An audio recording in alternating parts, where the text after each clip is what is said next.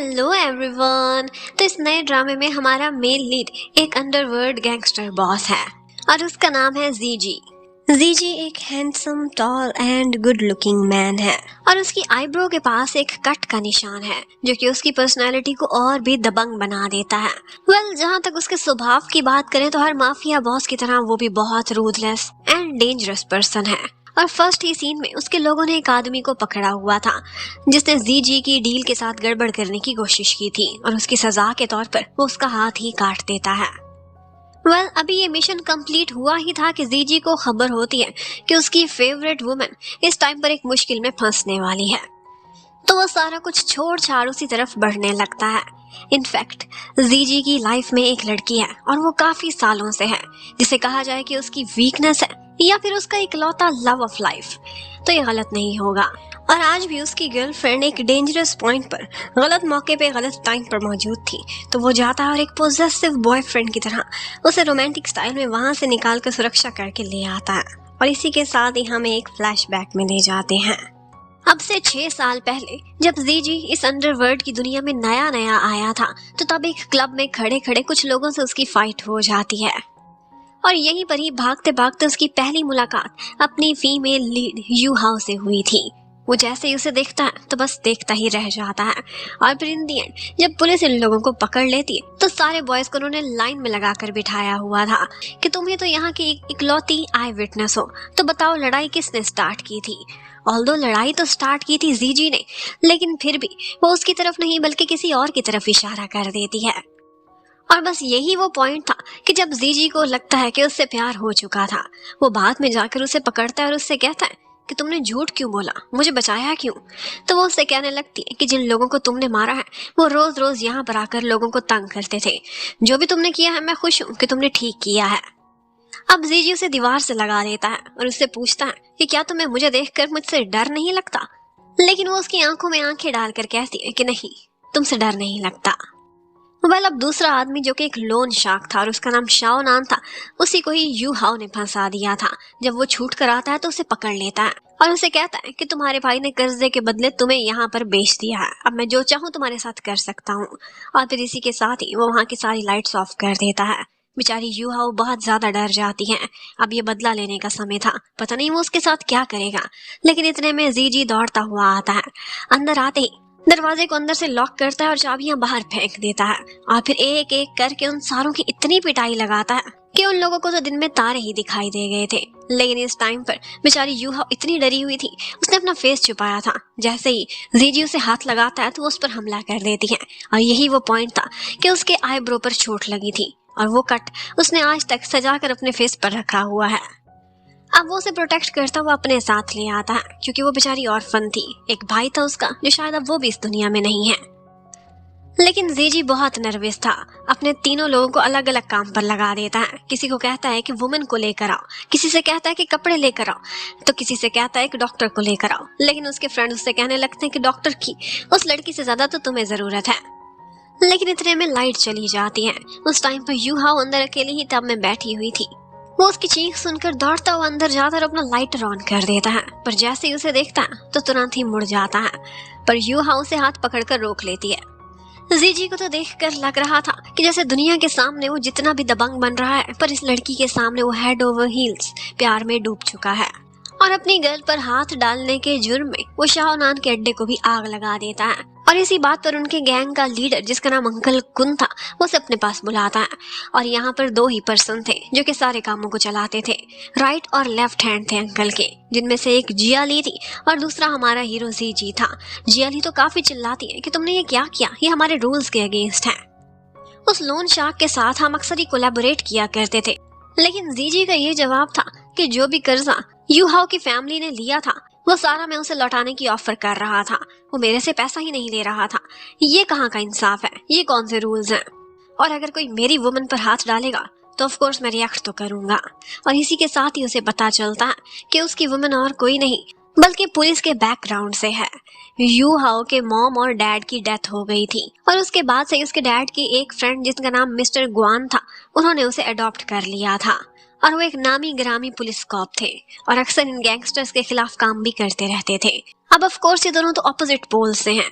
अब जीजी यही बात करने के लिए यू हाओ के पास जाता है तो देखता है कि उसके अंकल उसे बारिश में भीगता हुआ abandon करके चले गए हैं इस बात पर कि तुम उस लड़के के साथ अगर रिलेशन बनाओगी तो फिर मेरे से तुम्हारा रिश्ता खत्म। अब जब वो अकेली हो गई थी तो यू हाओ उसके पास जाता है, उसे भीगने से बचाता है और उसे अपने घर में ले आता है।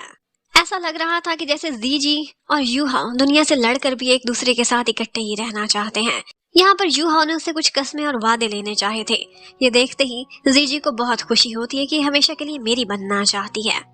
तो यही वो पॉइंट था कि जब वो उसे अपनी ऑफिशियल गर्लफ्रेंड बना लेता है और अपने सारे गैंगस्टर्स के सामने अपने अंडरवर्ल्ड में उसे अपनी वुमन के तौर पर इंट्रोड्यूस भी कराता है।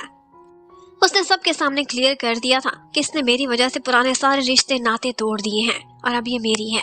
लेकिन रियलिटी तो कुछ और ही थी।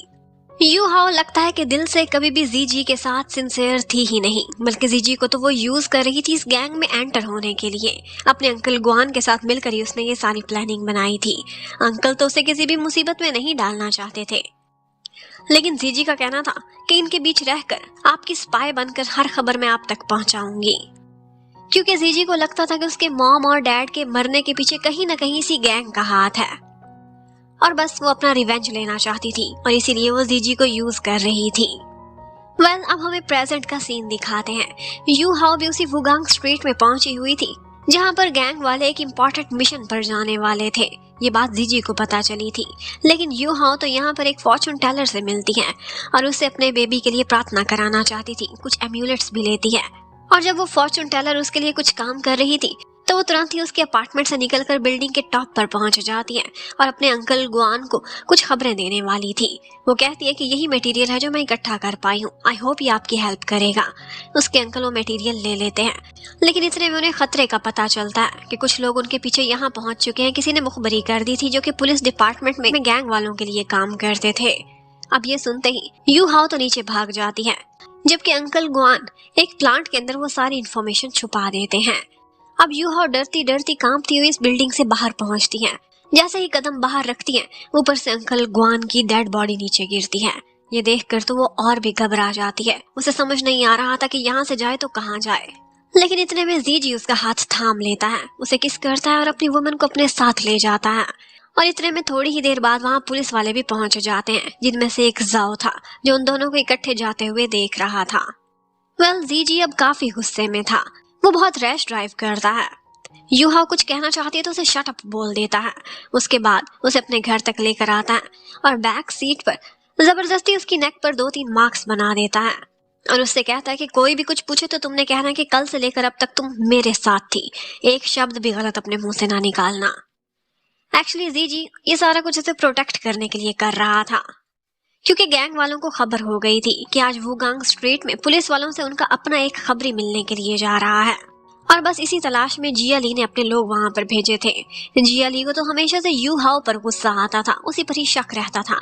आज भी वो उससे लड़ाई करने की कोशिश करती है, उसे घायल करती उससे पहले ही जीजी पहुंच जाता है और यू हाओ को बचा लेता है और अंकल कुन आते हैं और उन सबको लड़ाई करने से मना कर देते हैं। जिया ली ओपनली सबके सामने एडमिट करती है कि उसने ही लोग भेजे थे और उसी ने ही यू हाओ के अंकल गुआन को मरवाया है।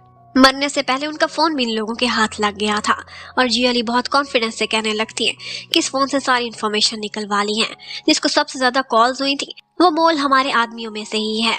वो कौन है? अभी उसके फोन पर कॉल मिलाते हैं, जिसका फोन बजेगा बस वही पकड़ा जाएगा। अब इस टाइम पर यू हाओ बहुत डर जाती है, लेकिन जीजी उसका हाथ थाम लेता है। वो लोग कॉल मिलाते हैं तो कॉल किसी और को नहीं बल्कि जिया ली के ही एक इम्पोर्टेंट बंदे को लग जाती है और बस वो पकड़ा गया था। वो आते ही अंकल को उनके हाथ पैर जोड़ने लगता है और उनसे कहता है कि मेरे से गलती हो गई थी, मैंने 1-2 इन्फॉर्मेशन उनको दी जरूर थी क्योंकि मुझे अपनी माँ के ट्रीटमेंट के लिए पैसा चाहिए था, लेकिन वो इन्फॉर्मेशन गलत थी। और जहाँ तक आज की बात है, आज की बात मैं अभी क्लियर कर देता हूँ। लेकिन वो कुछ भी बोलता उससे पहले ही जीजी उस आदमी को गोली मार कर उसे चुप करा देता है हमेशा हमेशा के लिए, ताकि वो और एक शब्द भी ना बोल सके। उसकी यू हाओ का नाम किसी चीज में नहीं आना चाहिए। आज के दिन में यू हाओ ने बहुत कुछ देखा था, वो बहुत डर जाती है और जीजी उसे संभालता है। इतने में कोई था जो उन सब पर नजर रखे हुए था, जबकि जिया ली तो आज बहुत ज्यादा अपसेट थी। वो अपने इस आदमी के साथ बहुत अटैच थी क्योंकि वो टीन एज से ही इनके साथ काम करता था, इनका लॉयल था। वो अभी शपथ खाती है कि इस यू हाओ और जीजी को तो मैं सबक सिखा कर ही रहूंगी, बस मुझे सही समय का इंतजार है। अब जीजी यू हाओ को अपने घर लेकर जाता है। सबसे पहले तो उसे डांटता है और कहता है कि तुम्हें अपनी थोड़ी सी भी परवाह है? अगर तुम्हें कुछ हो जाता तो मैं क्या करता? तुम्हारे ऊपर कितना बड़ा ब्लेम आ रहा था, और गैंगस्टर्स के बीच गद्दारी ही सबसे बड़ा जुर्म होता है, इसकी सजा सिर्फ मौत है। लेकिन यू हाउ से कहने लगती कि तुमने मुझ पर विश्वास नहीं किया। मैं तो वहां पर सिर्फ और सिर्फ उस फॉर्च्यून टेलर से मिलने के लिए गई थी। मैं चाहती थी कि मेरी भी कोई फैमिली हो। जब से मेरे मॉम डैड और भाई इस दुनिया से गए हैं, मुझे हमेशा से फील होता है कि हमारे पास एक बेबी होना चाहिए। क्या मैं गलत हूँ? और इसके साथ ही वो एम्यूलेट्स भी उसे दिखाने लगती है जो उस फॉर्च्यून टेलर ने उसे दिए थे, और फिर कहती है कि मैं खुद को सच्चा भी साबित कर सकती हूँ। लेकिन दीजी का कहना था कि तुम्हारी पॉकेट में से फोन मैंने चुरा लिया था, वरना आज तुम फंस जाती। वो तुम्हारे अंकल हैं, मैं समझ सकता हूँ। लेकिन यू हाओ कहती है कि मैं उनसे सारे संबंध तोड़ चुकी हूँ, और चाहो तो मैं भी सारा कुछ क्लियर भी कर सकती हूँ। वो अपना फोन लेकर कुछ क्लियर करना चाहती थी, लेकिन उससे साथ ही वो ये शर्त भी रखती है कि अगर आज मैंने खुद को क्लियर कर दिया तो हमारे बीच हर ट्रस्ट खत्म हो जाएगा, और अगर ट्रस्ट खत्म तो हमारा रिश्ता भी खत्म। लेकिन जीजी को कभी भी ये गवारा नहीं था। वो यू हाउ से दूर होना सोच भी नहीं सकता था। वो तुरंत ही उससे फोन छीन कर कॉल बंद कर देता है और सिम भी तोड़कर फेंक देता है। बस उसके बाद बहुत सारी बॉक्सिंग करता है, अपना गुस्सा निकालता है। इतने में उसका आदमी आकर बताता है कि वो वाकई उस फॉर्च्यून टेलर के पास गई थी। और बस फिर जीजी का जब गुस्सा ठंडा होता है वो घर आता है। जैसे यू हाउ की आंख खुलती है तो जीजी सामने बैठा उसे निहार रहा था, और फिर उससे कहने लगता है कि आओ एक अच्छा सा ड्रेस पहनो और मेरे साथ चलो। वो नहीं पहनना चाहती थी तो जबरदस्ती उसे पहनाता है एक ब्लैक कलर का ड्रेस, और खुद रेड पहन लेता है। अब वो उसे अपने साथ एक जगह पर लेकर गया था, और वो जगह और कोई नहीं बल्कि उसके अंकल गुआन का ही फ्यूनरल का पॉइंट था। लेकिन यू हाउ को ये देखकर गुस्सा आ जाता है। वो 2-3 पर अपना गुस्सा निकालती है। उसके मन में ये था कि मेरे अंकल को मारने वाले भी यही गैंग वाले हैं, और अब उनके फ्यूनरल पर जा रहे हैं। इन दी एंड जीजी उसे कहता है कि अगर तुम्हें इतना ही गुस्सा है तो तुम बाहर मेरा वेट करो।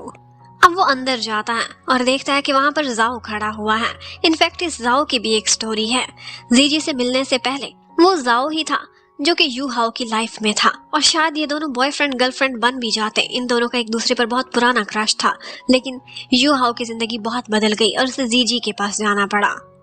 अब जीजी जानबूझकर वहां पर खड़ा होकर स्मोकिंग करता है। जाओ से कहता है कि इसकी तुम्हें पेनल्टी पड़ेगी, तो वो पैसे निकाल कर उसके ऊपर फेंकता है कि ये लो पेनल्टी भी भर लेना। और वहां से बाहर निकलते हुए वो यू हाउ के नाम का एक इन्वेलप पैसों से भरा हुआ भी अंकल गुआन के नाम पर डेडिकेट करके आता है। अब वो यू हाउ के पास आता है, उसे मनाने की कोशिश कर रहा था, लेकिन यू हाउ तो उसे भाव ही नहीं दे रही थी। वो बस चुपचाप उसके पीछे पीछे चलता रहता है। लेकिन घर जाकर वो यू हाउ से पूछने लगता है कि तुम चाहो तो रो सकती हो, यहाँ पर अब कोई भी नहीं है। आखिर को वो तुम्हारे अंकल थे, तुम्हारे एडॉप्टिव फादर भी थे। लेकिन यू हाउ नहीं रोती। वो उसे पकड़ता है और ऊपर बिठाता है और कहता है कि तुम ये कैसे कर सकती हो, तुम्हारा उनसे काफी पुराना नाता था।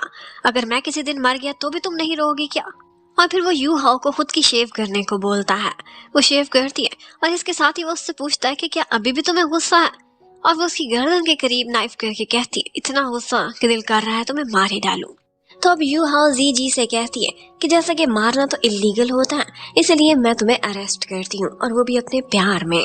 जी ने उसे साफ साफ कह दिया था कि जब तक मैं ना चाहूँ मुझे कोई अरेस्ट नहीं कर सकता, और तुम्हारे साथ मैं खुद अरेस्ट होना चाहता हूँ। और बस इसी बात पर उन दोनों की सुलह हो गई थी, और उन्होंने फैसला किया था कि वो एक नया स्टार्ट लेंगे। अब वो दोनों अपना क्वालिटी टाइम एक साथ बिताते हैं। और फिर उसके बाद जी जब शावर ले रहा था तो यू हाउ के पास एक मैसेज आता है, और वो मैसेज ये था कि मैं तुम्हारा नया कॉन्टैक्ट हूँ। जिस तरह की बात की थी उससे यही पता चल रहा था कि जैसे ये पुलिस की तरफ से उसका नया हैंडलर है। लेकिन ये कौन हो सकता है? वैसे भी उन लोगों ने कोड्स रखे हुए थे, इसलिए उसे लगता था कि कोई मुझे जल्दी धोखा नहीं दे सकता। वो उसे यही रिप्लाई कर दिया कि ठीक है, फिर कोड के अकॉर्डिंग उस जगह पर पहुंच जाना जहां पर हमें मिलना होगा। अब कोड उसने देने किस तरह से थे, ये भी उनका एक स्पेशल प्रोसीजर था जो कि उसने अपने अंकल के साथ सेट किया हुआ था। एक्चुअली यू हाउ को पोएट्री बहुत पसंद थी। वो अक्सर बुक्स पढ़ने के लिए जाया करती थी, और बुक स्टोर पर भी उसने डिफरेंट बुक्स के ऊपर ऐसे कोड्स रखे हुए थे कि जिसके थ्रू अगला बंदा बाद में वहां आकर ये अंदाजा लगा सकता है कि कहां पर कौन सा मैसेज दिया हुआ है। जबकि दूसरी तरफ जी बेचारा, उसने तो पूरी की पूरी नजर रखवाई हुई थी। आजकल उसे यू हाउ पर थोड़ा बहुत शक होने लगा था। उसे यही रिपोर्ट मिलती है कि यूहाओ बुक स्टोर गई थी, एक ऑर्फनेज गई थी और हाँ, वो एक बेबी स्टोर भी गई थी। बच्चों की कुछ आइटम्स खरीदी हैं उसने वहां से। ये सुनते ही जीजी के फेस पर स्माइल आ जाती है। उसे बहुत अच्छा लग रहा था कि यूहाओ को बच्चे बहुत पसंद है और वो मेरे साथ एक फैमिली स्टार्ट करना चाहती है। और वो रूथलेस माफिया खड़ा खड़ा बस ब्लश किए जा रहा था। अब यूहाओ ने उन जगहों पर कोड्स छोड़ दिए थे और उसके अकॉर्डिंग एक खास डेट और एक खास जगह पर उसने अपने हैंडलर के साथ मिलना था। लेकिन जिस टाइम पर वो जाने लगती है तो देखती है कि जीजी आकर उसकी गाड़ी में बैठ गया है। उसे देखते ही वो एकदम परेशान हो जाती है कि अब मेरा मिशन कैसे पूरा होगा। वो तुरंत ही अपना प्लान चेंज करती है और किसी और जगह जाने का ड्राइवर को कह देती है। लेकिन जीजी उससे कहता है कि जहां तुमने पहले जाने का बोला था वहीं जाऊंगा तुम्हारे साथ, मैं तुम्हारे कोई प्लान्स चेंज नहीं करना चाहता। लेकिन यूहाओ का कहना था कि वो तो एक टेम्पल है, तुम वहां पर आकर बोर ना हो जाओ। यूहाओ काफी डरी हुई थी कि कहीं जीजी कुछ देख ना ले और उसका 9 बजे का टाइम भी होने वाला था। बस 1-2 मिनट्स रहते थे कि इतने में जीजी को एक कॉल आ जाती है और उसे देखकर लग रहा था कि ये बहुत इंपॉर्टेंट कॉल है। वो यूहाओ को वहां अकेला छोड़ कॉल अटेंड करने चला जाता है। अब यूहाओ खड़ी इंतजार कर रही थी और इतने में पीछे से जाओ ज़ीहेंग आ जाता है और वो वही कोड वर्ड में उसे ये बताता है कि मैं तुम्हारा नया हैंडलर हूँ। वो ठीक टाइम पर पहुंचा था, हर चीज उसने क्रैक कर ली थी। इसका मतलब है कि वो ऑथेंटिक हैंडलर है। उसकी आवाज सुनते ही यूहाओ की आंखों में आंसू आ जाते हैं और उसे बहुत सारे फ्लैशबैक आते हैं। वो दोनों एक दूसरे को लाइक किया करते थे, लेकिन अचानक से यूहाओ ने उससे ब्रेकअप कर लिया था और उसे ये कहकर छोड़ दिया था कि तुम्हारा ट्रांसफर हो चुका है, अब तुम मुझे दिखाई भी नहीं दोगे और वैसे भी मेरी जिंदगी में कोई और आ चुका है। लेकिन आज जाओ हैंग उससे कहता है कि अच्छा तो ये वजह थी कि तुमने मुझे छोड़ा था और मैं फजूल में तुम पर शक कर रहा था कि तुम अच्छी लड़की नहीं। यूहाओ उससे प्रोफेशनली बात करना चाहती थी। वो उससे पूछती है कि पुलिस में जो गद्दार फिर रहा है क्या उसे पहचाना अभी तक। लेकिन ज़ीहेंग कहता है कि वो मिला नहीं और फिर उसे बताता है कि किस तरह से मुझे नया सुपरिटेंडेंट बनाया गया था और तुम्हारे अंकल गुआन की सारी रिपोर्ट सब फाइल्स जिस केस पर वो काम करते थे वो मुझे सौंप दिया गया और वहीं पर ही कुछ कोड वर्ड्स लिखे हुए थे और वहीं से मैंने पहचान लिया कि कोई खबरी है जो उनके लिए काम कर रहा है। मैंने एक्सपेक्ट नहीं किया था कि वो इन्फॉर्मेंट तुम निकलोगी। लेकिन इतने में ही उसे कॉल आने लगती है। जीजी की कॉल खत्म हो गई थी और वो उसे तलाश कर रहा था।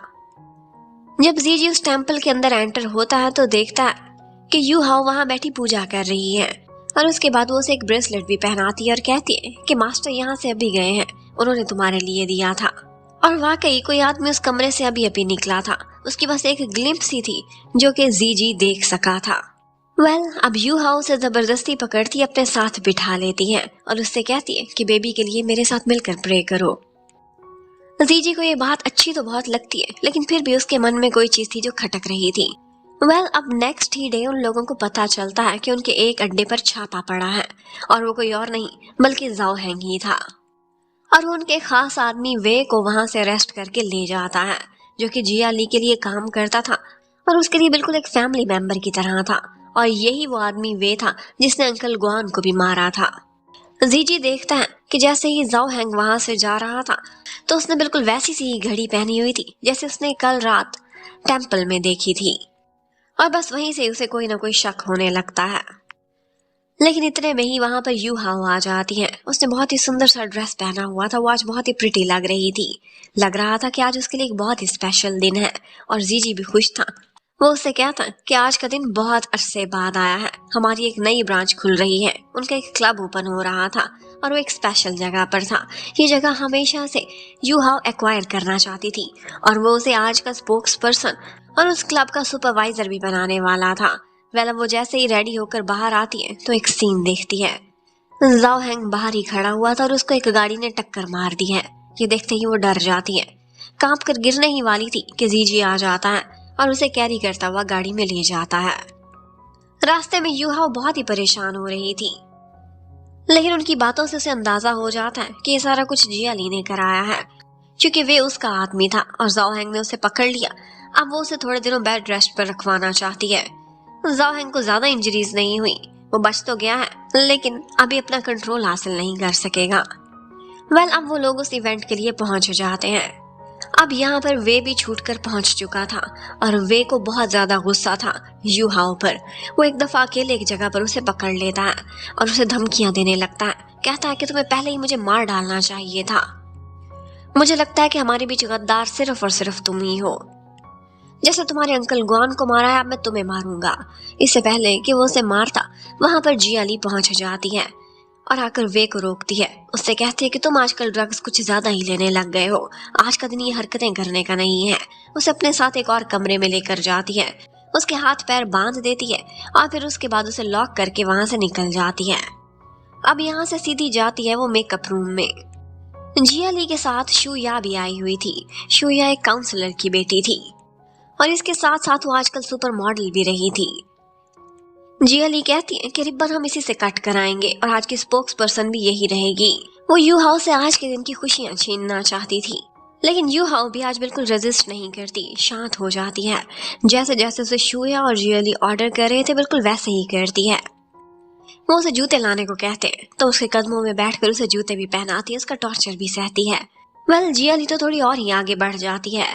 यू हाओ से कहने लगती है कि अपना ये सुंदर सा ड्रेस उतारो और ये शुया पहनेगी, और कोई कपड़े नहीं है तो तुम यहाँ की बार टेंडर वाला ड्रेस पहन सकती हो।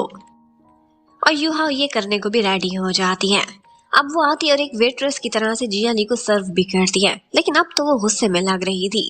जाते जाते उसके कपड़ों पर ड्रिंक भी गिरा कर जाती है और कहती है कि आज का दिन तुम्हारा बहुत बुरा गुजरने वाला है। उधर अंकल उनके सारे स्पेशल गेस्ट्स आ चुके थे। आजकल वो खुद को लीगलाइज करा चुके थे। एक उनका कवर था जो उन्होंने दुनिया के सामने रखा हुआ था। बहुत सारे पॉलिटिशियंस और बिजनेसमैन से उनके लिंक बढ़ चुके थे। आज उनके इतने सारे गेस्ट्स आए हुए होते हैं। इतने में वो देखते हैं तो स्टेज पर तो एक सीन ही क्रिएट हो जाता है। वे एक लड़की को घसीटते हुए लेकर आता है। वो लड़की चीख चिल्ला रही थी और वो बार बार कह रहा था कि यू हाओ मुझे तुम्हें पहले ही खत्म कर देना चाहिए था। लेकिन जब फेस से पर्दा हटता है तो पता चलता है कि वो यू हाओ नहीं बल्कि वो तो शुया थी। और बस इसी के साथ ही ऑफ कोर्स अंकल कुन की इज्जत का तो फालूदा हो चुका था और शुया के डैड वो तो बहुत ही गुस्से में आ जाते हैं। अब वो लोग किसी तरह से वे को जाकर काबू करते हैं और इसके साथ ही जीजी सारे रिपोर्टर्स को भी हैंडल करने का ऑर्डर कर देता है कि आज के इवेंट की कोई भी न्यूज या फोटो बाहर लीक नहीं होनी चाहिए। अब इवेंट तो डिस्ट्रॉय हो ही चुका था, लेकिन उसके बाद जिया ली को समझ आती है कि ये सारी चाल और हमें ट्रैप करना किसी और का नहीं बल्कि यू हाओ का ही प्लान था। वो चिल्लाती है, गुस्सा करती है, लेकिन यू हाओ तो एक विक्टिम बनी हुई थी जिसे टॉर्चर करके उसका ड्रेस भी छीन लिया गया और उसे वेट्रेस वाले कपड़े भी पहना दिए गए। जिया ली बहुत चिल्लाती है, उसे मारना भी चाहती थी, लेकिन अंकल कुन आगे बढ़ते हैं और जिया ली को ही एक थप्पड़ मार देते हैं। उन्होंने ऑर्डर किया था कि वे को सजा मिलेगी और हमारे रूल्स के अकॉर्डिंग, और जिस जगह पर वो उसे फेंकने का ऑर्डर कर रहे थे वो जगह बहुत ही डेंजरस होने वाली थी। जिया ली बहुत तड़पती है, रोकती है कि उससे गलती हो गई है, लेकिन अंकल ने तो जीजी को ऑर्डर कर दिया था। और बस इसी के साथ ही हमें फ्लैशबैक दिखाते हैं। यू हाओ ने नोटिस कर लिया था कि आज वे की तबीयत कुछ खराब लग रही है, उसने ज्यादा ही ड्रग्स ली हुई है, वो उसकी जान का दुश्मन बन चुका है, इस बात को वो यूज करेगी।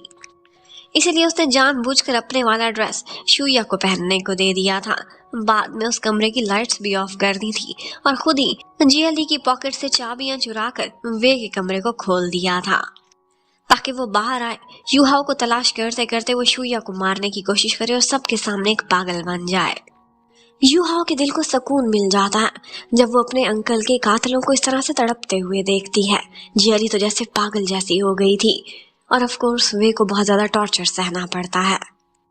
जबकि उधर जीजी ने भी अपने आदमी को एक न्यूज इकट्ठा करने को कहा था और उसे पता चलता है कि उस दिन टेंपल में जब यू हाओ विजिट करने के लिए गई हुई थी तो उसी दिन जाओ हैंग भी उसी एरिया में आया हुआ था, लेकिन वो पुलिस की कोई सेरेमनी अटेंड करने आया था। यहाँ पर जीजी को लगता है कि ये सिर्फ इत्तेफाक नहीं हो सकता। अब उसके बाद जीजी आता है और यू हाओ को जो चोटें लगी हुई थी उसे बैंडेज लगाने लगता है। साथ ही साथ उससे कह रहा था कि यहाँ के सारे फैसले किसको क्या सजा देनी है ये सिर्फ अंकल को नहीं कर सकते हैं, किसी को और को अधिकार नहीं है। अगर कोई और ऐसा करेगा तो उसे इनसे भी बुरी सजा मिलेगी। अब इशारे इशारे यू हाओ को उसका मैसेज समझ आ जाता है। वो ये कहना चाहता था कि मैंने तुम्हें दिल को सुकून देने के लिए ये सीन नहीं दिखाया बल्कि इसलिए दिखाया है कि यहाँ की सजा बहुत बुरी होती है। अब इसके बाद वो उसे कहने लगता है कि आज जो भी हुआ बहुत बुरा हुआ और उसको कॉम्पनसेट करने के लिए अब इसे हैंडल करने में तुम्हें कोई डिस्टर्ब नहीं करेगा। और इसके साथ ही वो उसे एक पेंडेंट भी गिफ्ट में देता है। और फिर उसके बाद जिंदगी फिर से रूटीन में आ जाती है। जो कुछ पहले हो रहा था फिर से वही होने लगता है। जबकि जिया ली और वे दोनों ने अपनी अपनी सजा काट ली थी। जब वे बाहर निकलता है तो वो आधा मरा हुआ था। उसे डॉग्स से टॉर्चर कराया गया था। जिया ली वे को संभालती है और उससे कहने लगती है कि अब हम भी उसी तरह से चाल चलेंगे जैसे यू हाओ ने हमें घायल किया है। वो उसके लिए एक जाल बुनने की प्लानिंग करते हैं। उसे दिखाना चाह रहे थे कि कोई सबूत है। जब वो चोरी करेगी और अपने हैंडलर को देगी तो वो उसे रंगे हाथों पकड़ेंगे। तो अब जैसा कि हम जानते हैं कि जिया ली और वे ने मिलकर यू हाओ को फंसाने के लिए एक साजिश रचने का फैसला किया था। तो वो दोनों मिलकर काम करते हैं और वही बार जो जीजी ने यू हाओ को गिफ्ट में दिया था वो वहां पर जाते हैं। एक दो दफा उसे चिढ़ाते हैं, उसे प्रोवोक करते हैं और फिर उसके बाद कुछ एक्टिंग करते हुए वहां से निकल जाते हैं। जब वो जाते हैं तो यू हाओ को कुछ शक होने लगता है। वो देखती है कि एक फ्लैश ड्राइव थी जिसे वो डिस्ट्रॉय करने की कोशिश कर रहे थे। वो वही उठाती है, उसे रिकवर करती है और उसमें मौजूद डाटा को चेक करने लगती है। उसे देखते ही उसके फेस पर स्माइल आ गई थी और उसने तुरंत ही किसी को कॉल कर दी थी। सर्वेलेंस के थ्रू जिया ली ये सारा कुछ देख रही थी और उसे लगता है कि ये हमारे जाल में फंस चुकी है। अब ये इनिशिएटिव लेगी और यही इन्फॉर्मेशन किसी को जाकर देने की कोशिश करेगी, लेकिन वो इन्फॉर्मेशन झूठी थी। अब उसने वे को यू हाओ के पीछे लगाया हुआ था। यू हाओ एक आदमी के साथ एक अबंडेंट फैक्ट्री में जाती है और बस वहीं पर ही वो उसे पकड़ लेते हैं। साथ ही साथ उसकी वीडियो भी बनाने लगते हैं और जिया ली तो तुरंत ही कॉल कर देती है और जीजी से कहती है क्या हो, तुम्हें कुछ सरप्राइज देना है। और फिर जैसे ही उसे फैक्ट्री के अंदर लेकर जाती है तो पता चलता है कि वे ने अटैक किया हुआ था यू हाओ पर और जीजी उसे पकड़ लेता है। उसे बहुत बुरी तरह से मारता है, अपना सारा गुस्सा उस पर निकालता है। वो तो बर्दाश्त भी नहीं कर सकता था कि कोई उसकी गर्लफ्रेंड पर एक उंगली भी उठाए। ये तो उस पर वार कर रहा था और बस यू हाओ ही तो उसकी रेड लाइन थी। जो भी उसे क्रॉस करने की कोशिश करेगा वो उसी को ही क्रॉस कर देगा। बस इसी के साथ ही हमें एक फ्लैशबैक दिखाते हैं। ये इन्फॉर्मेशन गलत है, इसके बारे में यू हाओ को शुरू से ही पता चल गया था और उसे ये भी मालूम पड़ गया था कि लोग मुझे जाल में फंसा रहे हैं। तो ऐसा करती है कि एक दफ़ा हॉस्पिटल जाती है। उन्हें लगा था कि ये गायनी डिपार्टमेंट में गई है, लेकिन हॉस्पिटल में गायनी डॉक्टर की जगह ज़ाओ हेंग बैठा हुआ था। वो सारी इन्फॉर्मेशन उसे जाकर देती है और कहती है कि ये तो झूठी है और असली इन्फॉर्मेशन वो थी जो मैंने अंकल गुआन को दे दी थी। तो अब बस वो ज़ाओ के साथ मिलकर प्लान बनाती है और सोचती है कि अब की दफ़ा जिया ली और वे को वो रास्ते से हटा देगी अपने अंकल गुआन का बदला लेने के लिए। और बस जो आदमी उसके साथ फैक्ट्री में अंदर गया था वो कोई और नहीं बल्कि जीजी का खास आदमी था, जो वो हमेशा यू हाओ की प्रोटेक्शन के लिए उसके साथ रखा करता था। इन दी एंड जब वे को लगा था कि उसकी सारी ही करतूत उसके ऊपर उल्टे हो गए हैं और चाल उसके कोई काम नहीं आई, तो उसने गुस्से में आकर यू हाओ पर ही अटैक कर दिया था। जिया ली सारे सबूत दिखाना चाहती थी और ये बताना चाहती थी जीजी को कि तुम्हारे साथ धोखा हो रहा है, लेकिन जीजी की आंखों पर तो प्यार की पट्टी बांध चुकी थी। वैसे भी जिया ली के पास देने के लिए कोई सबूत नहीं था। वो जो कुछ भी दिखाने की कोशिश करती थी, एक्सप्लेन करने की कोशिश करती थी, सब कुछ उसके ऊपर उल्टा पड़ जाता था। तो बस अब की बार जीजी चिल्लाने लगता है और कहता है कि बहुत हो गया। और इसी के साथ ही प्लान के अकॉर्डिंग ज़ाओ हिंग ने वहां पर एक पुलिस वाला भी भेज दिया था और ये सारा एटमॉस्फेयर इस तरह का बन गया था कि उसे देखकर साफ पता चल रहा था कि यू हाओ ने कोई गद्दारी नहीं की, बल्कि गद्दारी तो वे कर रहा था। और अब की बार जो इन्फॉर्मेशन फ्लैश ड्राइव से निकली थी वो तो असली थी, बिल्कुल करेक्ट। और ये देखते ही जीजी को काफी गुस्सा आता है। वो कहने लगता है कि तुम लोग गद्दारी कर रहे हो और इल्जाम मेरी गर्लफ्रेंड पर डाल रहे हो। जीजी उसे घर लेकर जाता है, बहुत प्यार से उसे कहता है कि मैं तुम्हारी खातिर सारी दुनिया से लड़ सकता हूँ, पर ये याद रखो कभी वो ना करना जो तुम्हें नहीं करना चाहिए। वो बहुत ही गहरी बात कहकर चला गया था और इसके साथ ही उसे पता चलता है कि उनके घर को बहुत सारे लोगों ने घेरे में ले लिया है और ये गैंगस्टर्स की दुनिया में उन्हीं के एल्डर्स थे, उनके सीनियर्स, डिफरेंट गैंग के लोग जो कि इस टाइम पर वे के साथ अपनी सपोर्ट शो करने के लिए आए थे। इनमें से एक तो वे के अंकल थे जो कि ये सारा कुछ कर रहे थे अपने भतीजे को बचाने के लिए। इस टाइम पर अंकल कुन शहर से बाहर थे और वो ऐसी जगह पर थे जहां पर सिग्नल नहीं पहुंच रहे थे, तो जो कुछ भी हैंडल करना था वो यहाँ पर जीजी नहीं हैंडल करना था। जीजी थोड़ा सा भी नहीं डरता, बल्कि उन अंकल को कहने लगता है कि अगर आपके पास लोग हैं तो मेरे पास भी हैं, अगर आपने कुछ अरेंज किया है तो मैंने भी किया है। वो अंकल उसे धमकी देने लगते हैं कि अगर आज हम यहाँ से जाएंगे तो यू हाओ को साथ लेकर ही जाएंगे। और इसी बात पर उन्हें एक फोन कॉल आती है और पता चलता है कि उनका अपना ही पोता गिड़गिड़ा कर उनसे कह रहा है कि घर पर कौन से लोग आए हुए जो मुझ पर गन तान कर खड़े हैं। और बस यही वो मोमेंट था कि उन अंकल को बैक ऑफ करना पड़ता है। वो अपना सब कुछ वहीं पर छोड़ छाड़ दुम दबा कर वहां से भाग जाते हैं। और जीजी के अंदर ही कुछ गद्दार थे जो इस मौका पर पकड़े जाते हैं, जिनके थ्रू उसके घर को घेरे में लिया गया था। वो उनको पकड़ता है और उसके बाद ऑर्डर करता है कि गद्दारी के जुर्म में इन्हें खत्म कर दिया जाए। और फायरिंग की आवाज सुनकर ऊपर कमरे में मौजूद यू हाओ बहुत डर जाती है। जीजी जब अंदर आता है तो वो भी नाइफ लेकर खड़ी हुई थी और बहुत ही ड्रामेटिक सी सिचुएशन हो गई थी। जीजी ने सिर्फ इतना ही नहीं किया था, बल्कि जैसे ही जाओ हेंग अपनी गाड़ी में जाकर बैठता है तो वहां पर एक टिकिंग बॉम्ब था। जैसे ही टाइम अप होता है तो उसमें से लिखा हुआ निकलता है कि अपने काम से काम रखो और चैंग फैंग गैंगस्टर्स को तंग करने की कोशिश ना करना। जबकि उधर जियाली, उसकी तो मुसीबत सर पर आकर खड़ी हो गई थी। उसे अपने हाथों से वे को खत्म करना पड़ता है और यही उसकी सजा थी। अब फाइनली जैसे ही अंकल कुन वापस आते हैं तो सारी सिचुएशन उनके सामने रख दी जाती है। उन्हें जियाली और वे पर काफी गुस्सा था। जियाली उनके सामने कदमों में गिर जाती है, बार बार उनसे माफी मांगती है और कहती है कि मैंने वे को भी खत्म कर दिया है, मुझे एक और चांस दे दे, मैं आप लोगों को सर्व करना चाहती हूँ, मैंने कोई भी गद्दारी नहीं की। और इन दी एंड अंकल उसे ये कहते हुए माफ कर देते कि तुम्हारे सारे पुराने कामों को याद करते हुए मैं इस शर्त पर तुम्हें छोड़ता हूँ कि आपसे तुम जीजी के अंडर रहकर काम करोगे, उसके बराबर नहीं। जियाली को तो बस किसी न किसी तरह से जिंदा बचना था, वो बच ही गई थी। अब जैसे ही वो वहां से चली जाती है तो जीजी अंकल कुन से बात करता है, कहता है कि आपको कांटेक्ट करने की कोशिश की थी लेकिन आपका नंबर नहीं लगा, आप आउट ऑफ स्टेशन थे, तो मुझे खुद ही सारा कुछ हैंडल करना पड़ा। आपको बहुत कुछ बुरा भी लगा होगा, इसलिए मैं स्टेप बैक करता हूँ अपनी गलती को अपोलोजाइज करते हुए। मैं अपनी सीट, अपना रैंक इस गैंग में छोड़ना चाहता हूँ और उसके बाद शांति से अपनी जिंदगी बहुत दूर जाकर गुजारना चाहता हूँ।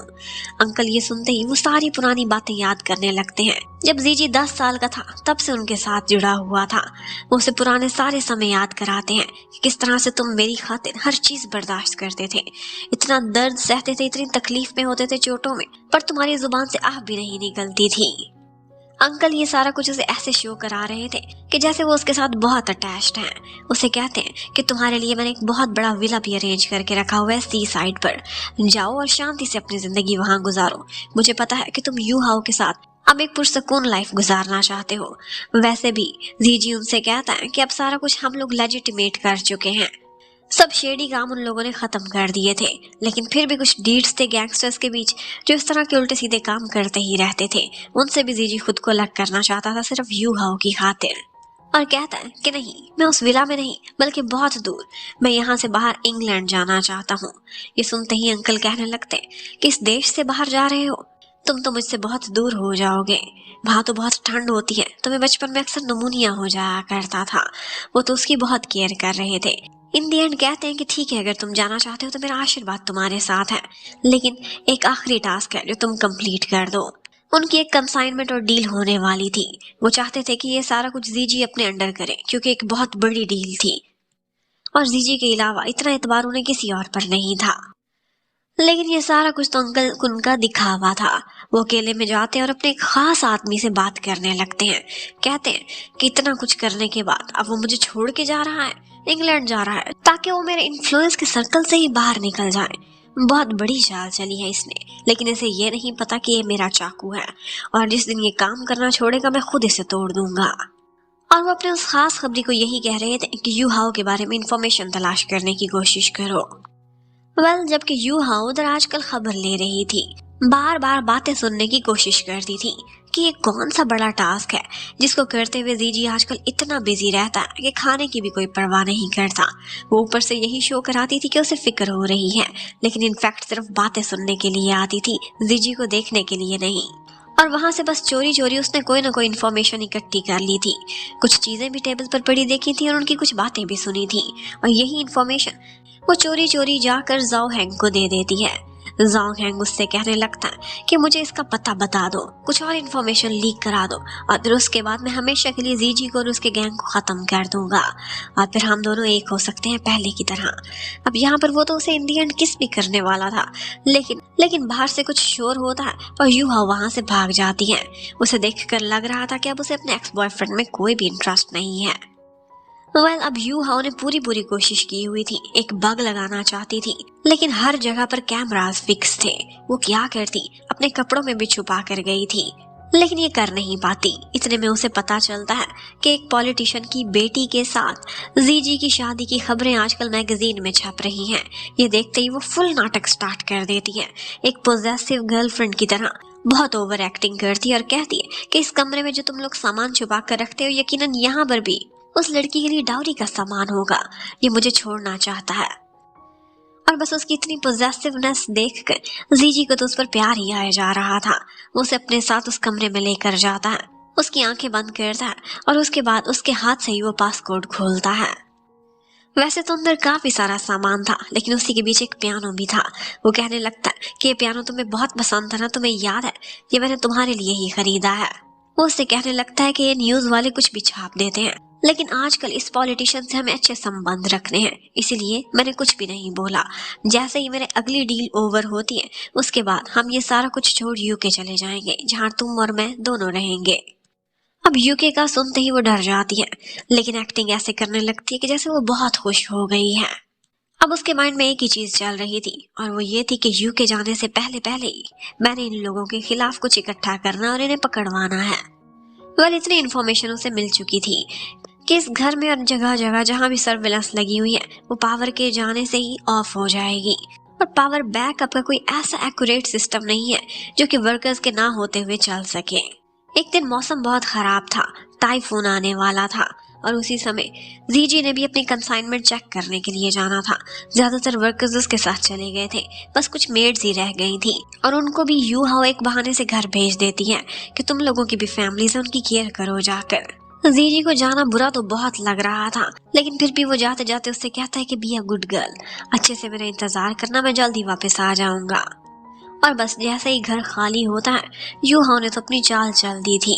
वो शॉर्ट सर्किट करती है जब सारी लाइट्स ऑफ हो जाती है। वैसे तो उसे अंधेरे से बहुत डर लगता था, लेकिन वो अपना काम स्टार्ट कर देती है। वही पासकोड आंखें बंद करके खोलती है और उस कमरे में एंटर हो जाती है। उसी समय जहाँ जीजी गया हुआ था, वहीं जाओ हैंग भी आया हुआ था। वो उसे कहने लगता है कि दिल खोल कर तलाशी ले लो, यहाँ पर कुछ ऐसा नहीं है कि जिसकी वजह से तुम मुझे अरेस्ट कर सको। जितना टाइम मर्जी लो, मैं अपने आदमी भी भेज देता हूँ, वो तुम्हें अच्छी कंपनी देंगे। लेकिन जाओ हैंग उसे चिढ़ाने लगता है और कहता है कि जिस दिन अंकल गुआन की डेथ हुई थी, तुम भी उसी बिल्डिंग में थे और यूहाओ भी, मैंने तुम दोनों को वहां से जाते हुए देखा था। यूहाओ को मैं इन्वेस्टिगेशन के लिए बुलाना चाहता हूँ, शायद तुम्हें पता नहीं है, लेकिन वो मुझे तुमसे भी पहले का जानती है। मेरा और उसका रिश्ता तुमसे भी पुराना है। अब ये सुनते ही जीजी को गुस्सा तो बहुत आता है, लेकिन फिर वो उसे भी चिढ़ाता है और कहता है कि बेशक तुम्हें मुझसे पहले जानती होगी, लेकिन इस टाइम पर वो और मैं हमेशा के लिए एक होने वाले हैं और मेरे से ज्यादा क्लोज उससे और कोई भी नहीं है। इतने में जीजी को खबर मिल जाती है कि घर पर पावर ब्रेक डाउन हो गई है और इस टाइम पर यूहाओ से कोई कांटेक्ट भी नहीं हो रहा। यूहाओ के उधर अंदर जाते ही बहुत तबीयत खराब हो जाती है। उसे अंधेरे से फोबिया था, लेकिन फिर भी वो बग इंस्टॉल करने की कोशिश करती है, लेकिन डर कर कांपने लगती है। इतने में एक कॉल उसे आती है और वो थी जीजी की कॉल, जिसे उसकी इतनी फिक्र हो रही थी कि वो अब वापस लौट रहा था। वो उसे कहता है कि खुद को संभाले रखना, मुझे पता है तुम्हें अंधेरे से कितना डर लगता है, मेरे साथ कॉल पर कनेक्टेड रहो। और फिर उसे शांत कराता है, इनहेल एक्सहेल कराता है ताकि उसकी कंडीशन बेटर हो सके। और फिर इन दी एंड जब उसके रास्ते में एक ट्री गिरी हुई थी, तो वो उसे भी अपने हाथों से हटाकर उसे डिस्ट्रॉय करके आगे बढ़ने लगता है। लास्ट मोमेंट पर वो टाइम पर ही वहां पहुंच गया था, लेकिन उसने बहुत ही डेंजरस रूट इख्तियार किया था और खुद को जख्मी करके अपनी जान को दाव पर लगाकर वो उसे अंधेरे से बचाने के लिए आया था। लगता है कि यूहाओ पर यह चीज असर कर ही जाएगी कि वो कौन है जो उसे सच्चा प्यार करता है। उसका जख्मी हाथ देखती है तो एक दफा तो टची हो जाती है और फिर उसके बाद उससे कहने लगती है कि सारा कुछ तुमने मेरे प्यार में किया है। वो बोलता है बिल्कुल ऐसा ही है और इसके साथ ही एक रिंग उसके हाथ में दे देता है। कहता है कि तुम कितनी पॉसेसिव हो रही थी ना, तुम्हारी जेलसी देखकर मैंने ये रिंग तुम्हारे लिए खरीदी है, मैं तुम्हें प्रपोज कर रहा हूँ। मेरी लाइफ में किसी पॉलिटिशियन की कोई बेटी नहीं है। मेरी लाइफ में सिर्फ और सिर्फ तुम हो और हमेशा तुम रहोगी। और हम कल यहाँ से सारा कुछ खत्म करके यूके जा रहे हैं। अब वो यू हाओ को रिंग पहना देता है, जबकि दूसरी तरफ हमें दिखाते हैं जाओ हेंग को, जो कि अपनी पुलिस वाली वर्दी उतारता है और उसके बाद अंकल कुन के पास वही गेटअप लेकर पहुंच जाता है। वही था अंकल कुन का खास आदमी, उनका खबरी। वही था जिसे उन्होंने पुलिस डिपार्टमेंट में इंस्टॉल कराया हुआ था। और यही था जो असल गद्दार था।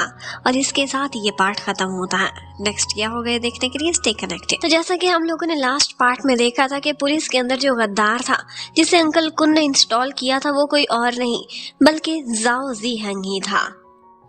अब हमें फ्लैशबैक दिखाते हैं उसके पास्ट की स्टोरी। वो एक ऑर्फनेज में हुआ करता था और अंकल कुन अक्सर ऑर्फनेज जाया करते थे, वहां से बच्चे अडॉप्ट करते थे और उसके बाद उन्हें कोई अपना वफादार बना लिया करते थे।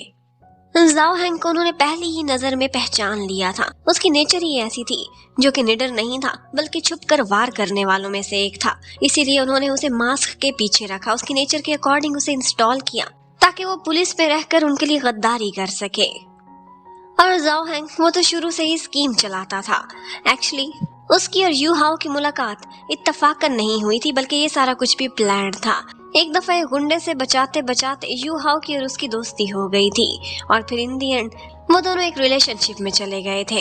लेकिन फिर अचानक से ही यू हाओ ने उससे ब्रेकअप कर लिया था, ये कह कर के मुझे किसी और से प्यार हो गया है। लेकिन इनफैक्ट वो तो अपने डैड के कहे हुए मिशन पर जा रही थी। जाओ हैंग ऊपर से तो उस दिन बहुत रोता है, लेकिन मन ही मन सोच रहा था कि वैसे भी इससे मेरा दिल भर चुका था, इसे मैंने डंप कर ही देना था। अब उसके बाद दोनों ने अपनी अपनी जिंदगी शुरू कर ली थी। यू हाओ जीजी के साथ होती थी जबकि वो अपने मिशन पर डिफरेंट काम करने के लिए पोर्ट्स पर खड़ा होता था। लेकिन इनफैक्ट अगर वो लॉयल था तो वो सिर्फ खुद से था, अंकल कुन से भी नहीं था। वो यू हाओ का राज अब जानने लगा था और यू हाओ उसी को तो रिपोर्ट करती थी। लेकिन फिर भी ये सारा कुछ उसने अंकल कुन को नहीं बताया था क्योंकि वो उनके पीठ में छुरा घोंपने वाला था। और सच बात यह है कि अंकल कुन उसे एक डॉग की तरह से ट्रीट करते थे। ये बात उसे बहुत ही ह्यूमिलिएटिंग फील होती थी। लेकिन इनफैक्ट वो एक डॉग भी नहीं बल्कि उससे भी गिरा हुआ था। लॉयल वो किसी के साथ भी नहीं था, उसे सिर्फ और सिर्फ जेलसी थी क्योंकि अंकल कुन ने इतने सारे लोगों को पाला था। सबको वो अपने डॉग्स बोला करते थे, लेकिन सिर्फ एक जीजी ही था जिसे वो अपना वुल्फ कहते थे और उस पर गर्व करते थे क्योंकि वो निडर था और सामने से आकर वार किया करता था। वो एक तरह से अंकल कुन का गुलाम बना हुआ था क्योंकि वो उसे ब्लैकमेल करते थे। अंकल कुन से जब भी वो मुलाकात करने जाया करता था तो उसकी और अपनी रिकॉर्डिंग्स उन्होंने अपने पास रखी हुई थी। वो कहते थे कि अगर तुमने एक कदम भी मेरे खिलाफ उठाने की कोशिश की तो ये रिकॉर्डिंग पुलिस को दिखा दूंगा, तुम वहां से गद्दारी के जुर्म में मारे जाओगे और मैं भी तुम्हें जिंदा नहीं छोड़ूंगा अगर बच गए तो। ये तो हालत थी जी हैंग की जो कि इतनी मुश्किल में था। दूसरी तरफ हमें दिखाते हैं हमारे मेन कपल को। यू हाओ के घर पर लाइट नहीं थी।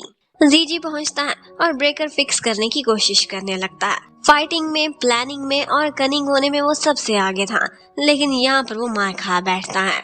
बहुत कोशिश करता है पर उससे लाइट फिक्स नहीं हुई थी।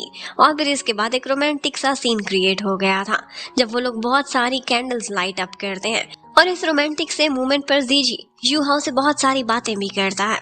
उसे अपने बचपन की सारी कहानी सुनाता है कि किस तरह से वो एक ऑर्फन हुआ करता था।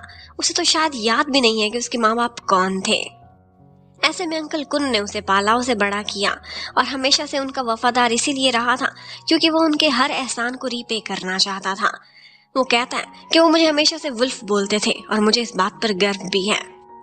मेरे लिए अंकल ही सारा कुछ हुआ करते थे, मैं उनका हर ऑर्डर माना करता था। लेकिन जब से तुम मेरी लाइफ में आई हो तो मुझे पता चला है कि मैं वुल्फ नहीं बल्कि एक ह्यूमन हूँ और अपनी जिंदगी अपनी फैमिली के साथ जीना चाहता हूँ। इसलिए मैंने अंकल को कन्विंस किया कि ये सारा कुछ लीगल कर लें। हमने अपनी पेनल्टीज भी भरी, अपने सारे गलत काम छोड़ दिए और इस टाइम पर अंकल पॉलिटिक्स में जाने की कोशिश कर रहे थे। एक लास्ट इलीगल ट्रेडिंग वाली डील थी जो फाइनल करने के बाद सारा कुछ क्लियर हो जाएगा और उसके बाद जीजी खुद को आजाद फील कर रहा था। उसने सारा कुछ प्लान किया हुआ था। वो उससे कहता है कि जब हम यूके चले जाएंगे तो फिर तुम बैठकर स्टडी करना, किचन मैं संभालूंगा, तुम्हारे लिए कुकिंग करूंगा, बच्चों की देखभाल भी मैं करूंगा, तुम बस अपने सारे शौक पूरे करना, रीडिंग करना और गार्डनिंग करना। ये सब कुछ कहते हुए उसकी आंखें चमक रही थी, उसके फेस पर स्माइल थी। पर जैसे यू हाओ तो परेशान ही हो जाती है कि कहीं सचमुच मेरा प्लान फेल ना हो जाए और मुझे हमेशा के लिए यूके में कैद ना होना पड़े, वो भी जीजी के साथ। अब नेक्स्ट डे जीजी कहता है कि मुझे एक डील फाइनल करनी है, वो करके मैं तुम्हें एयरपोर्ट पर मिलता हूँ, टाइम पर वहां पहुंच जाना। और फिर उसके बाद वो घर से निकल जाता है। यू हाओ को तो ऐसा लग रहा था कि जैसे वो जीजी को शायद आज लास्ट टाइम देख रही है। इसके बाद पुलिस उसे पकड़ लेगी और वो भी आजाद हो जाएगी।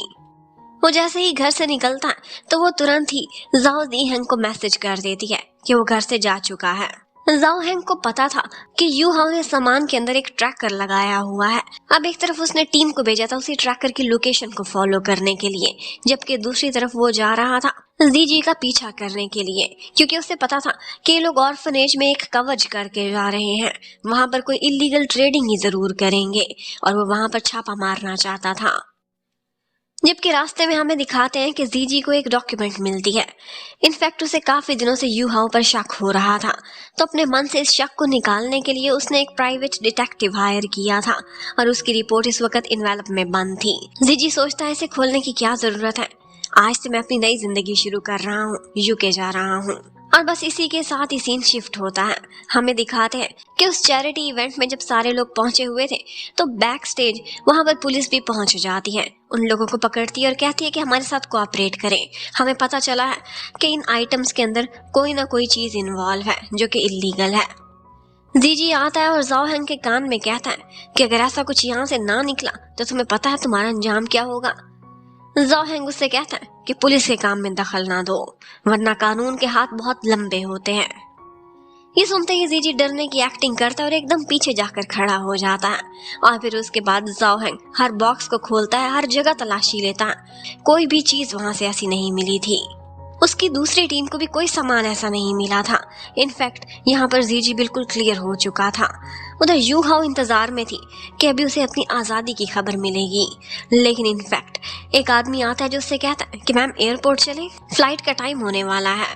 ये सुनते ही वो हैरान रह जाती है और फिर उसे पता चलता है कि जीजी के सामान में कोई भी गड़बड़ नहीं थी, बल्कि ये लोग थे जो उसके बारे में गलत अफवाहें फैला रहे थे। और आज जाओ ज़ीहैंग ने भी इन्हीं अफवाहों में आकर उसकी तलाशी ली है और उसके बाद उसे मुंह की खानी पड़ी है। अब ऐसा सुना गया है कि उसे पुलिस डिपार्टमेंट से भी निकाल रहे हैं। अब ये सुनते ही यू हाओ को याद आने लगती है, जीजी उसे बार बार कह रहा था कि सिर्फ मेरे पर भरोसा करना, इर्द गिर्द किसी की बात ना सुनना। मैंने वो गलत काम छोड़ दिया है जिसके थ्रू मैं लोगों को नुकसान पहुंचाया करता था, लेकिन अफसोस यू हाओ ने उस पर भरोसा नहीं किया था। अब उसके बाद वो बहुत डर जाती है, बैकडोर से निकलती है और पुलिस स्टेशन पहुंच जाती है। जाओ ज़ीहैंग को तलाश कर रही थी, लेकिन वहीं पर ही वो देखती है तो जीजी पूरे प्रोटोकॉल से पुलिस स्टेशन से निकल रहा था, जिसने उसे वहां से भागते हुए देख लिया था। अब वो बारिश में गिरी पड़ी थी, इतने में वो छाता लेकर आता है और उससे कहता है क्या हुआ, जाओ ज़ीहैंग को तलाश करती हुई आ रही थी, आओ मैं तुम्हें उसके पास लेकर जाता हूँ। उसे घसीटता हुआ अपने ही मेंशन में लेकर आता है और दिखाता है जहाँ पर जाओ ज़ीहैंग इस वक्त रस्सियों से बंधा हुआ था और उसकी कंडीशन बहुत खराब थी। और बस इसी के साथ ही वो यू हाओ को वो सारे सबूत भी दिखाता है जो कि डिटेक्टिव ने उसके लिए जमा किए थे। उसकी जाओ ज़ीहैंग के साथ एक फोटो भी थी जिसके थ्रू पता चल रहा था कि एक्स लवर्स हुआ करते थे। इसके साथ साथ सामान के साथ ही ट्रैकर भी मिला था और एक इयररिंग भी, कुछ और डॉक्यूमेंट्स भी थे। ये सारा कुछ देखकर यू हाओ हैरान रह जाती है। इनमें से अगर कोई चीज वाकई असली थी तो वो उसकी और जाओ ज़ीहैंग की फोटो थी, बाकी सारी चीजें माफिया के ग्रुप्स में से ही किसी ने उसे ट्रैप करने के लिए वहां पर रखी थी। असल में वो पकड़ी जाने वाली नहीं थी। वो बहुत रोती है और कहती है कि हाँ ये मेरा एक्स था, जो भी था हमारे बीच पास्ट में था, पर मैं अभी तुम्हारे साथ लॉयल हूँ और ये इयररिंग मैंने उस दिन पहना भी नहीं था, प्लीज मुझ पर विश्वास करो एक आखिरी दफा। लेकिन वो उसकी बात नहीं मानता। इन दी एंड उसे एक ऑफर देता है, कहता है विश्वास कर लूंगा तुम पर अगर तुम अपने हाथों से इसे गोली मारोगी तो। अब ये देखकर यू हाओ बहुत चीखती है, चिल्लाती है और इन दी एंड गन खुद के ऊपर ही तान लेती है। उससे कहती है कि अगर तुम मुझ पर विश्वास करते थे तो मेरे पर इन्वेस्टिगेशन क्यों कराई, क्योंकि मन ही मन तुम मुझ पर शक करते थे, ट्रस्ट का तो तुम सिर्फ दिखावा कर रहे थे। और इसके साथ ही वो खुद को गोली मारने ही वाली थी कि इतने में वो गन ऊपर कर देता है और जीजी उसे कहता है इतनी आसानी से तुम्हें नहीं मरने दूंगा। अब वो बैठ जाता है और गुस्से में ड्रिंक करना स्टार्ट कर देता है। लेकिन चाहे जो भी हो जाए, यू हाओ के अंदर उसकी जान बसती थी। अभी भी उसे फिक्र थी कि वो सुकून से सो तो गई है, उसने डॉक्टर बुलवाया था, उसको मेडिसिन दिलवाई थी ताकि वो सुकून से रात की नींद ले सके। और इसके बाद वो उस प्राइवेट डिटेक्टिव से भी मिलने के लिए गया था जिसे ये सारा राज पता था कि यू हाओ ने उनके गैंग के साथ गद्दारी करने की कोशिश की है। वो उसे भी हमेशा के लिए खामोश करा देता है। उसकी बस यही कोशिश थी कि किसी तरह से अंकल कुन को ना पता चले, वरना वो यू हाओ को जिंदा नहीं छोड़ेंगे। वो हमेशा हर हाल में उसे कवर करना चाहता था। उसकी टीम में और 2-4 लोग थे जो कि गद्दार थे। उनमें से ही 1-2 कैद किए हुए थे। वो उन्हें पकड़ता है और गद्दार के नाम पर अंकल कुन के पास ले जाता है। अंकल कुन हैरान थे। डील तो नाकाम हो ही चुकी थी, लेकिन फिर भी जी की अक्लमंदी ने बहुत कुछ बचा लिया था। उनका सामान भी बच गया था और डील वो दोबारा 2-4 दिन में हैंडल कर लेंगे। जी के लोग वैसे तो जाओ जियांग को मार कर फेंकने वाले थे, लेकिन अंकल कुन रोक लेते हैं और कहते हैं कि मैं पॉलिटिक्स में जा रहा हूँ। अगर पुलिस वाले को मारा तो फिर किसी न किसी दिन ये राज खुल जाएगा, मेरा इमेज खराब होगा, इसको मेरे हवाले कर दो। और फिर खुद ही उसे सजा देने लगते हैं कि तुम मेरे माल पर हाथ डालने जा रहे थे, तुम तो डॉग भी नहीं हो, तुम तो लॉयल ही नहीं रहे मेरे साथ। ये याद रखो, तुम्हारी रिकॉर्डिंग्स मेरे पास है और मैं किसी भी टाइम पर वो खोल सकता हूँ। अब जब अंकल कुन के साथ मीटिंग होती है तो जिया ली भी वहीं पर थी और एक्चुअली उसी ने ही वो इयररिंग चुरा कर वहां पर गिरा दिया था ताकि यू हाओ पर सारा इल्जाम आए। कुछ और भी चीजें थी जो कि जान के उसने डिटेक्टिव के लिए वहां पर रखी थी। उसे लग रहा था कि अंकल कुन यू हाओ को पकड़ लेंगे, लेकिन जी ने उसे ऐसे कवर किया था कि जिया ली चाहते हुए भी यू हाओ को गलत प्रूफ नहीं कर पा रही थी। लेकिन फिर भी वो गुस्सा निकालती है और कहती है कि जब मैंने एक जगह आपको नाकाम किया था तो आपने मुझे लिशियस मारे थे, तो अब की बार जी के साथ क्यों नहीं? आप फेयर करें ना अंकल कुन। और जी खुद को खुद ही प्रेजेंट कर देता है और कहता है कि मैं सजा के लिए तैयार हूँ, सिर्फ इस वजह से कि यू हाओ का नाम अंदर ना आए। वो खुद के ऊपर सजा ले लेता है डील नाकाम होने की। उस बेचारे को बुरी तरह से टॉर्चर किया जाता है। वो बहुत ज्यादा जख्मी हो चुका था, लेकिन फिर भी अभी हॉस्पिटल नहीं जाता बल्कि सीधा घर जाता है, क्योंकि उसे पता चला था कि यू हाओ बहुत शोर मचा रही है और खाना भी नहीं खा रही। वो जैसे ही घर आता है तो यू हाओ उससे कहने लगती है कि आप किसको ले गए साथ? सर्वेंट्स को पकड़ लिया है, वो मेरे साथ नहीं मिले हुए थे। अगर तुम मासूम लोगों की जान लोगे तो फिर मैं तुमसे बहुत नफरत करूंगी। लेकिन वो उसका सख्ती से हाथ पकड़ लेता है। उससे कहता है कि तुम्हें मेरी नहीं, अपनी भी नहीं, बल्कि दूसरे लोगों की परवाह हो रही है, उन सर्वेंट्स की जिनका तुमसे कोई रिश्ता नहीं है। वैसे तो बेचारे जी ने उन सर्वेंट्स को मरवाया भी नहीं था, लेकिन यहाँ पर वो जख्मी था और अपना ही खून बहकर उसके हाथ पर लगा हुआ था। ये देखते ही यू हाओ को लगता है कि इसने किसी को मारा है। वो कहती है कि तुम कितने गिरे हुए इंसान हो, मैंने सोचा भी नहीं था। और इसके साथ ही वो उसे पकड़कर ऊपर बिठाता है, उसे डराता है कि जैसे नीचे गिरा देगा, लेकिन फिर संभाल लेता है और यू हाओ सीधी उसके ऊपर गिरी थी। उस बेचारे की सारी चोटें फिर से ताजा हो गई थी। यू हाओ रोए जा रही थी और कह रही थी कि उन लोगों को माफ कर दो, उन्हें छोड़ दो। और वो सोच रहा था कि इस वक्त तकलीफ में तो मैं हूँ, पर इसे मेरी जरा बराबर परवाह नहीं है। अब वो उसे कमरे में कैद कर देता है और कहता है कि अगर तुम खाना नहीं खाओगी, एक मील स्किप करने पर मैं एक बंदे को खत्म कर दूंगा। ये वार्निंग करके वो वहां से चला जाता है और फिर खुद को मेडिसिन लगाता है। अब फाइनली उनका एक और लास्ट डे था और इस दिन उनका चांस था फिर से उस डील को कवर करने का।